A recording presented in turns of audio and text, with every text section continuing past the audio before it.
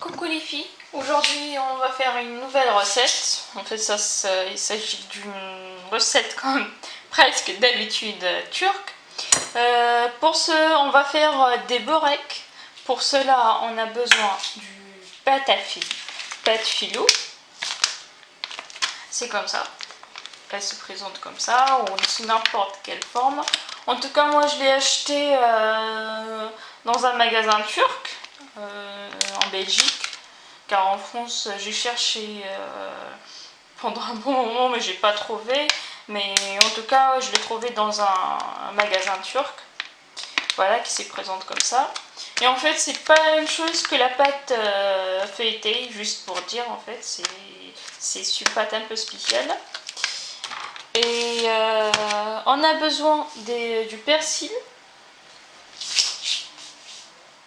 une yaourt naturel, du lait, du fromage. Moi j'ai pris du fromage turc, mais vous pouvez choisir de la feta si vous voulez, ou un truc comme ça. 2 œufs. Bah voilà, c'est ça ce que. Et aussi, j'ai oublié de l'huile. Une tasse comme ça de l'huile, normalement c'est suffisant. Et ben voilà. Et on va commencer maintenant à faire notre beurre. Là, comme vous voyez, on va commencer à faire notre mélange que je vais vous montrer après pourquoi on a besoin. Pour cela, je vais renverser ma tasse de l'huile. Je vais casser mes 2 œufs. Voilà.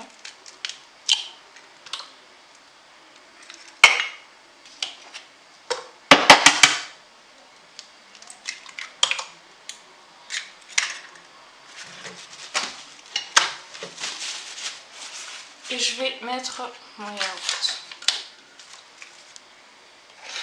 Pardon. Voilà, là je mets mon yaourt. Aussi, j'ai besoin de mettre du lait. Pour cela, on a besoin. Je vais vous montrer. Je vais utiliser ce pot pour du yaourt que j'ai utilisé pour mettre le yaourt naturel. Je vais l'utiliser aussi pour mesurer la quantité du lait. Pour cela, on a besoin de 3 pots du yaourt comme ça pour du lait. Cela, on a le premier. Voilà. Le deuxième. Et le troisième. Voilà. Voilà, ça c'est ma quantité, comme vous voyez, ça c'est mon mélange. Je ne sais pas si vous voyez. Voilà. Je vais juste approcher un peu. Voilà. Voici, ça c'est mon mélange. Je vais le mélanger très bien. On va mettre comme ça, je vais le bien très mélanger. Très bien mélanger. Il faut bien mélanger. Pour que tout ça sera un mélange bien uni.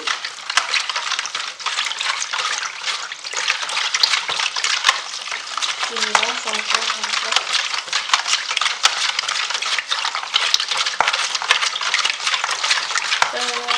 En fait, pour moi, je vais ajouter, après avoir mélangé un peu, je vais ajouter aussi, oh là là, ça arrive, je vais le laver. Je vais ajouter un peu du sel. Mais selon vos goûts, en fait, vous pouvez ajouter, sinon vous pouvez ne pas ajouter. Je vais ajouter une demi-cuillère à café du sel.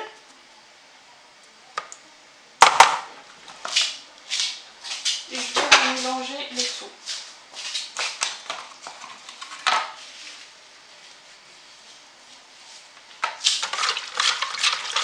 On va mélanger bien. Et voilà.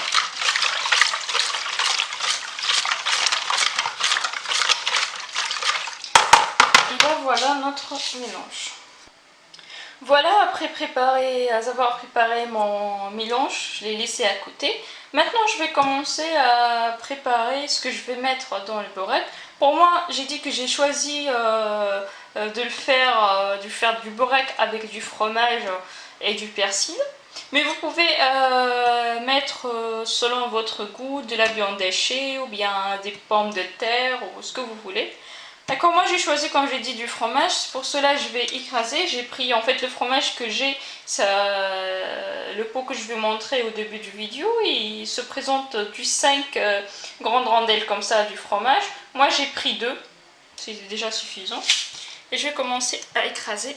Je pense que je ne peux pas l'écraser avec celui-là. Je vais l'écraser avec une fourchette. Je vais essayer de quand même.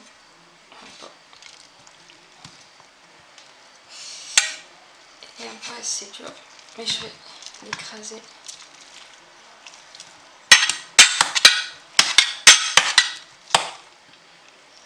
Comme ça.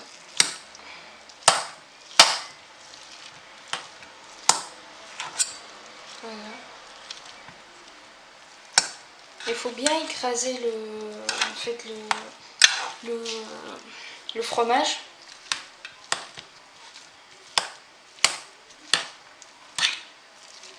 Même très bien en fait, pour après le mettre partout sur notre pâte du burek.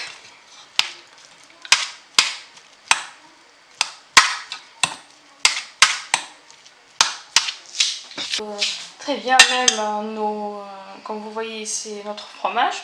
Et là, je vais ajouter mon persil. Et en fait, c'est au choix si vous voulez le mettre ou pas. Mais pour moi, ça donne vraiment un bon goût pour notre burek. Et je vais le mélanger, le tout. Même je peux le mélanger avec mes mains, comme ça. Voilà.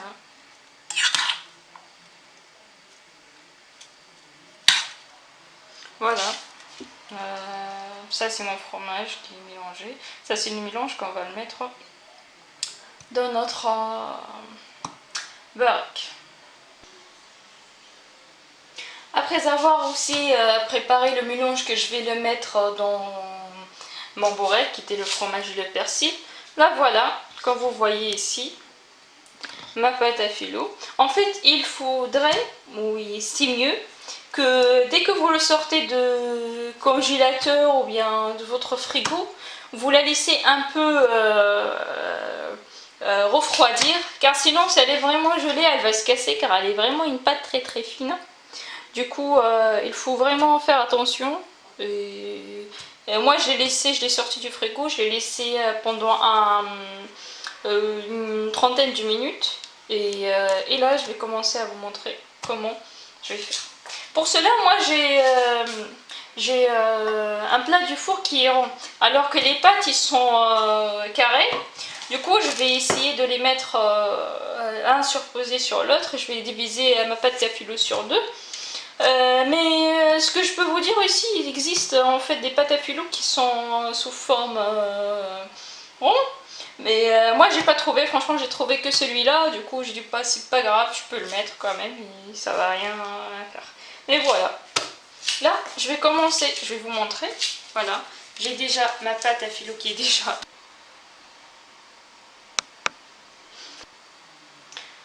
Voilà, là, c'est comme je dis, c'est ma pâte, désolée, mais mon caméra, il a lâché, il n'y a plus de charge.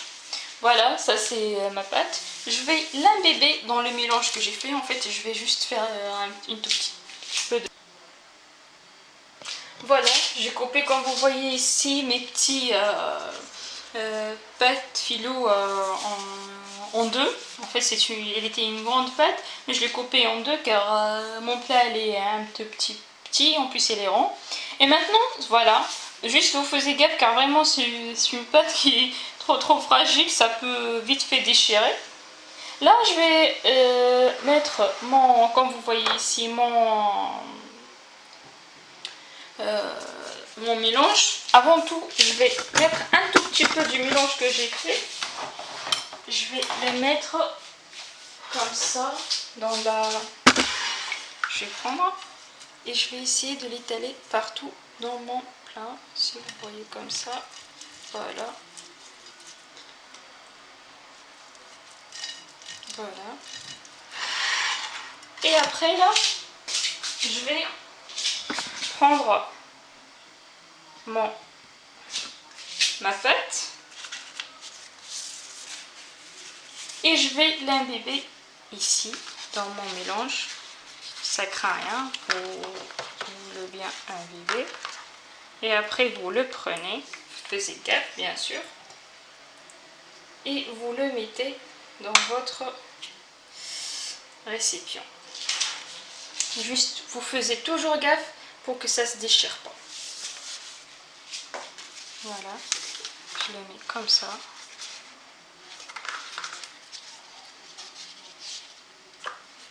Voilà. Et je le mets.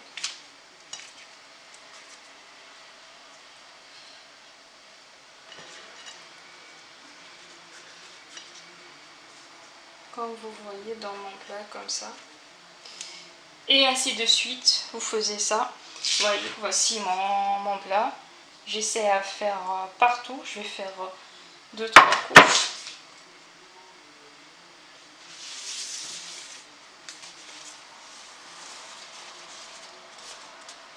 Ou vous pouvez par exemple, pour ne pas avoir votre truc qui sera vraiment trop fragile, vous pouvez faire d'une autre façon, je vais vous montrer. C'est que vous mettez dans votre plat la pâte, comme ça. Et après, vous prenez avec cette petite fourche et vous étalez. Comme ça, vous mettez votre mélange. Comme ça. Ça sera plus facile et plus pratique. Pourquoi? Car parfois ça peut déchirer. Déjà c'était le cas avec moi, je vous ai pas montré, mais il y a une au début qu'elle a commencé à se déchirer. Mais voilà, là, je commence à imbiber, comme vous voyez, mon truc normal. Voilà. Voilà. Et je mets encore une autre. Comme ça, si vous voyez. Juste pour montrer, comme ça, je prends mon assiette, je le mets, comme ça,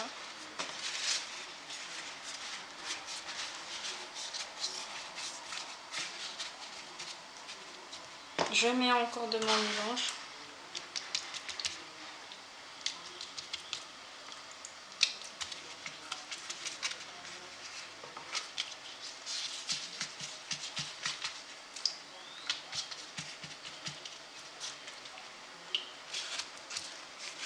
vous pouvez même le faire comme ça, celui-là, voilà, ça craint rien.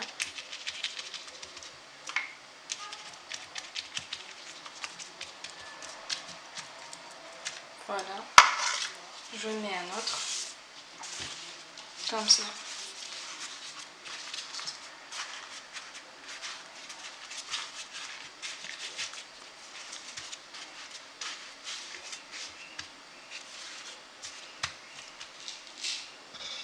Comme vous voyez ici, je mets comme d'hab mon petit liquide, comme ça, sur les côtés. Et je commence maintenant à mettre mon mélange de fromage. C'est bien l'étaler pour le mettre en fait partout. Voilà.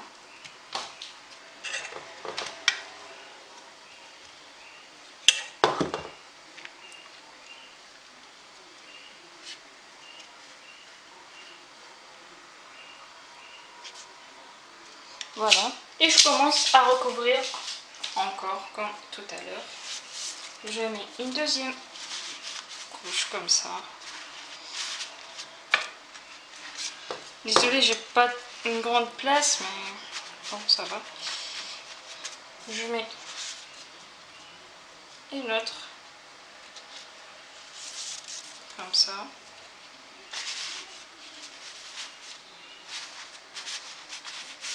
Voilà. Toujours, je mets mon mélange.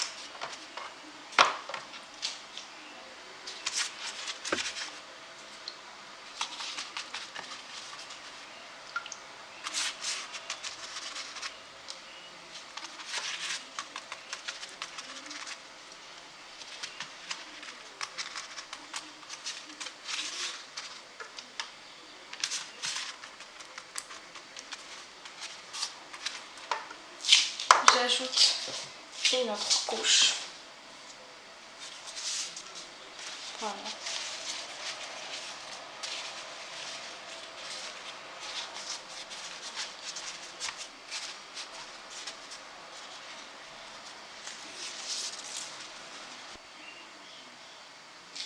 Et voilà, là, je vais ajouter la deuxième couche de mon fromage.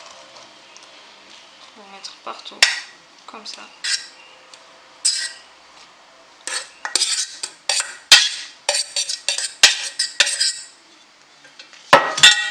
Je mets partout comme ça.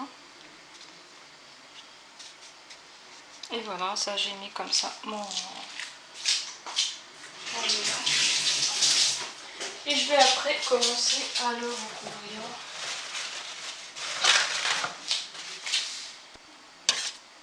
Et voilà, maintenant je vais commencer à recouvrir ma pâte. Je remets comme toujours ce que j'étais en train de faire. Comme vous voyez, comme ça je mets bien mon liquide.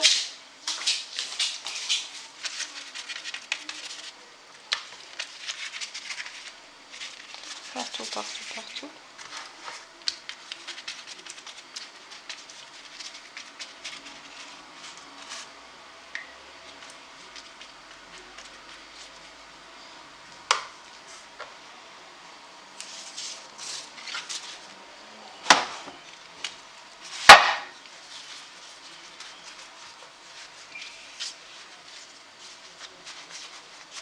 Comme ça. J'ajoute encore.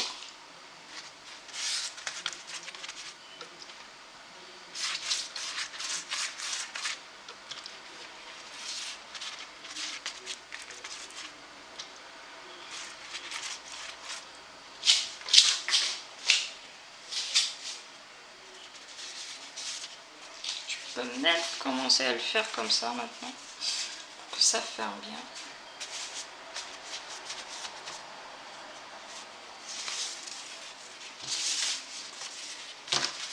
Ça c'est le deuxième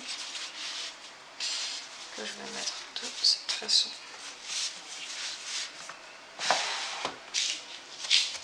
Et toujours je mouille la pâte avec mon mélange.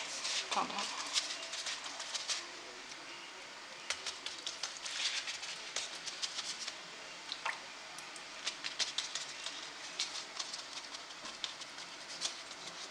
Voilà, là après avoir fait ça, je vais commencer, qui sont comme ça au bord, les trucs qui sont au bord, je vais commencer à les rendre comme ça, sur ma pâte normale. N'ayez pas peur de le plier, ça va rien à y faire. Je plie toujours tous les côtés que j'ai.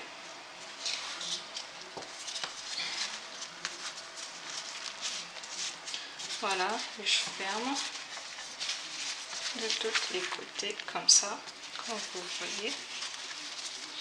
Voilà, je ferme très bien comme ça.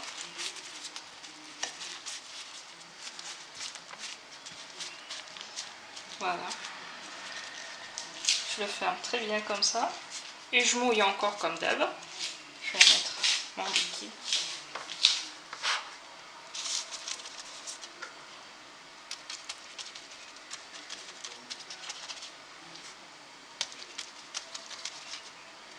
Voilà. N'ayez pas peur, vous pouvez mouiller normal car ça va rien faire pour votre truc. Et là, je vais continuer à mettre le reste des pâtes que j'ai. Mais là, je vais essayer de le mettre dans toutes comme ça pour fermer bien mes côtés.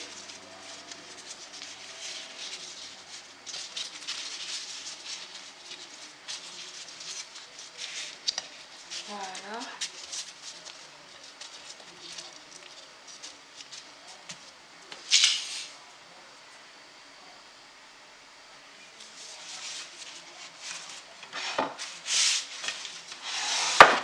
La pâte vraiment elle est trop fragile, donc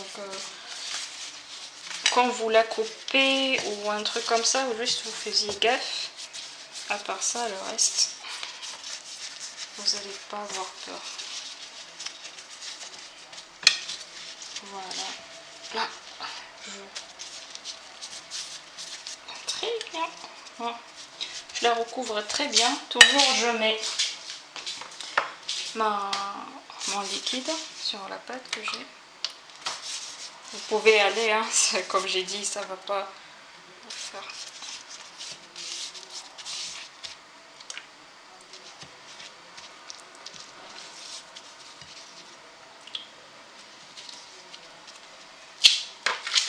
Je vais ajouter une dernière couche, comme ça. Et après,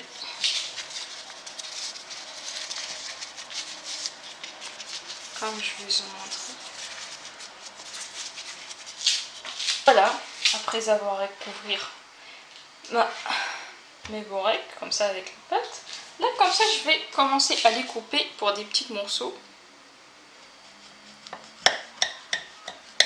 En fait, vous pouvez le couper en petits morceaux comme des grands morceaux.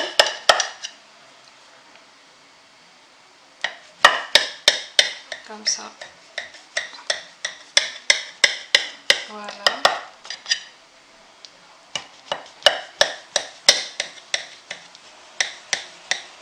Voilà, comme ça.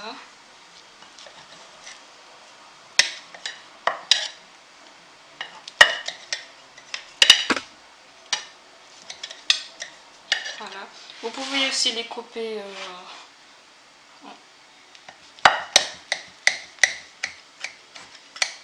moi je vais faire des grands morceaux, donc c'est ça. Je vais. Voilà.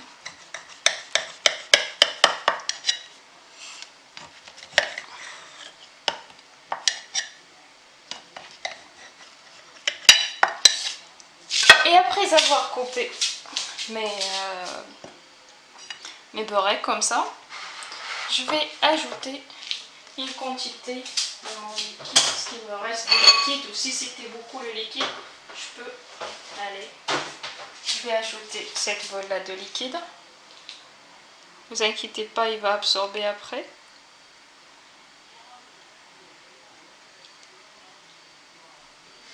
Et je vais les laisser absorber le mélange que j'ai fait comme ça. Je vais laisser environ, moi franchement je vais le mettre dans le frigo si vous voulez le mettre ou pas. Mais pour qu'il absorbe plus vite, je vais le mettre dans le frigo pendant 1 heure, 1 heure et demie. Comme ça il absorbe bien et après on va voir. Voilà ici, comme vous voyez, après avoir laissé mes bourrecs 1 heure presque, 1 heure 15 minutes, 15 minutes dans le frigo pour absorber le liquide qu'on a mis, le mélange. Là on va, moi en fait au choix si vous voulez le mettre ou pas, ça dépend si vous aimez le sésame ou pas. Moi je vais le mettre, c'est plus pour mon mari car il aime mieux, il aime plus ça, donc je vais ajouter du sésame comme ça. Voilà.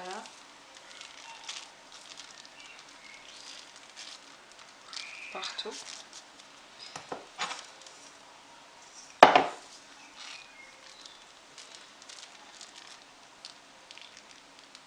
Voilà. Et là, après avoir voilà, je termine ce qui. Après avoir comme ça fait ma pâte, vous voyez, elle a bien absorbé tout. On a mis du sésame. On va le mettre au four pendant une vingtaine de minutes ou trentaine de minutes, ça dépend en fait de la température de votre four.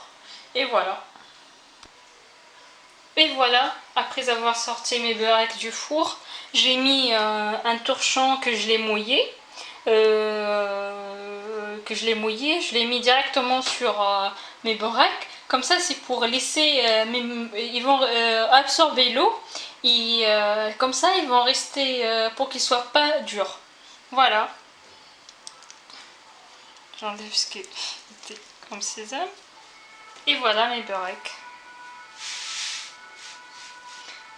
Comme d'habitude, ça reste juste à déguster. Je vous dis bon appétit et à bientôt à une nouvelle recette.